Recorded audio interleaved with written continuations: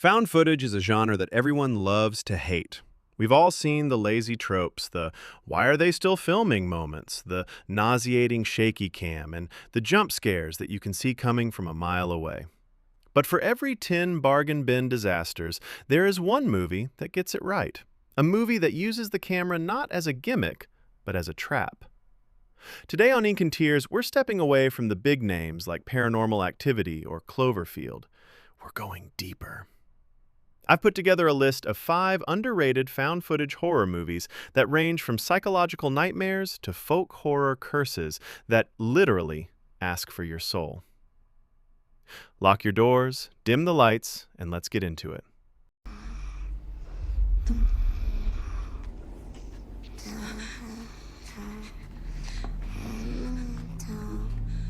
Let's start with a film that took the world by storm on Netflix, but still feels criminally under-discussed in hardcore horror circles: Incantation. This Taiwanese masterpiece follows Lee Ronan, a mother trying to protect her daughter from a curse she unleashed 6 years ago while filming a ritual for her YouTube channel. What makes Incantation genius and genuinely dangerous is how it breaks the fourth wall. Ronan spends the movie talking directly to you. She asks you to memorize a chant and an insignia to help her daughter. But as the story unfolds in a non-linear, dizzying puzzle, you realize the film isn't just a recording, it's a weapon. It uses interactive horror in a way I've never seen. By the time the credits roll, you don't just feel like you watched a movie, you feel like you've been tricked into participating in something evil. It is claustrophobic, culturally rich, and features some of the most unsettling creature design in modern cinema. Hi, I'm Jim Kessel. I'm here at the Trinity National Forest along Route 96, also known as the Bigfoot Byway. Next up is a film that proves you don't need ghosts or demons to be terrifying. You just need the woods. Willow Creek, directed by Bobcat Goldthwait, is often dismissed as the Bigfoot movie, but that's doing it a massive disservice. It follows Jim, a Bigfoot believer, and his skeptical girlfriend Kelly. The first half is a charming, almost comedic mockumentary, but then they set up camp. The heart of this movie is a single, uninterrupted 19-minute shot inside a tent at night. There are no visual scares for the majority of this scene, only sound. The scratching on the nylon, the distant hooting, the sound of something heavy walking just feet away from their heads. It captures the raw, vulnerable reality of being trapped in a thin fabric bag while something hunts you. It's a masterclass in tension that makes the Blair Witch Project look like a walk in the park. I know you're probably saying, oh my God, this is just stupid. But you gotta remember, I'm just a real guy just watching this.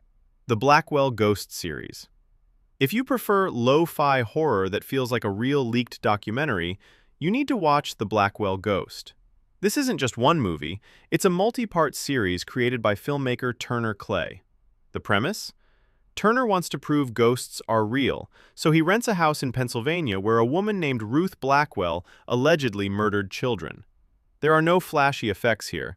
It's just a guy, a few GoPros, and a house that refuses to stay quiet. What makes this series so effective is the "is it real" factor. Turner plays himself, and he is incredibly grounded and likable. The scares are subtle.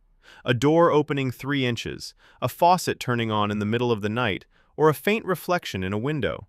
It feels like something you'd actually see on a paranormal investigator's raw footage.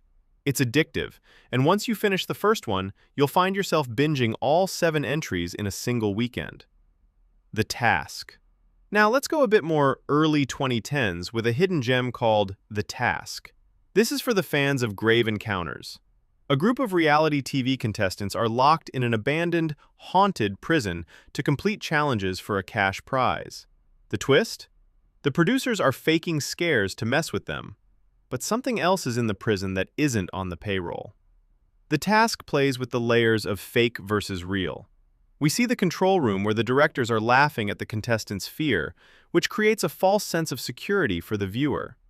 When things actually go wrong, the transition is brutal.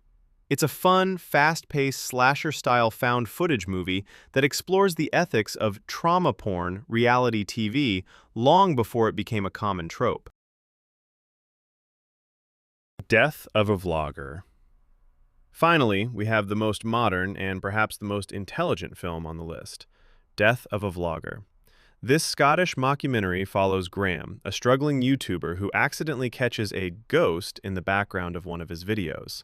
He goes viral, but as the hauntings get more intense, the internet turns on him, accusing him of faking it for the clicks. This movie is a terrifying look at clout culture. It perfectly mimics the editing style of modern YouTubers, making it feel incredibly authentic to our current era. It features a sequence where Graham is trapped in a physical loop in his apartment that is genuinely one of the most unsettling things I've seen in years. It asks a haunting question. In a world of fake news and staged videos, would anyone actually help you if your death was being live streamed?